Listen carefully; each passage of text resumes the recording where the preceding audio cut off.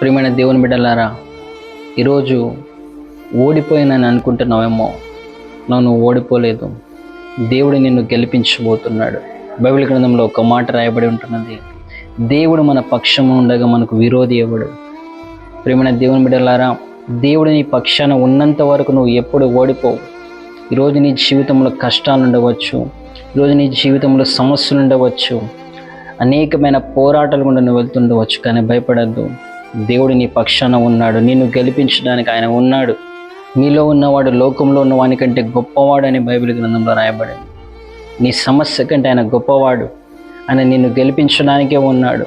ఈరోజు నీకున్న సమస్యలు అది నిన్ను పడగొట్టడానికి కాదు, కానీ నిన్ను పైకి లేపడానికి. ప్రతి అపజయము నుంచి దేవుడు నిన్ను విజయం వైపు నడిపించబోతున్నాడు. నువ్వు గెలవబోతున్నావు. నీ ఆర్థిక సమస్యల నుంచి, నీ యొక్క ఒంటరితనము నుంచి, నీ యొక్క లేమితనము నుంచి, ప్రతి ఒక్క సమస్య నుంచి దేవుడు నిన్ను విడిపించి విజయం వైపు తీసుకుని వెళ్ళబోతున్నాడు. కాబట్టి భయపడద్దు, దేవుడు నీతో ఉన్నాడు. ఆయన నీ పక్షాన ఉన్నంత వరకు నీకు ఓటమి ఉండదు. కాబట్టి ఈరోజు నుంచి విశ్వసించు, దేవుడు నిన్ను గెలిపించబోతున్నాడు. నీకు గొప్ప విజయం రాబోతున్నది.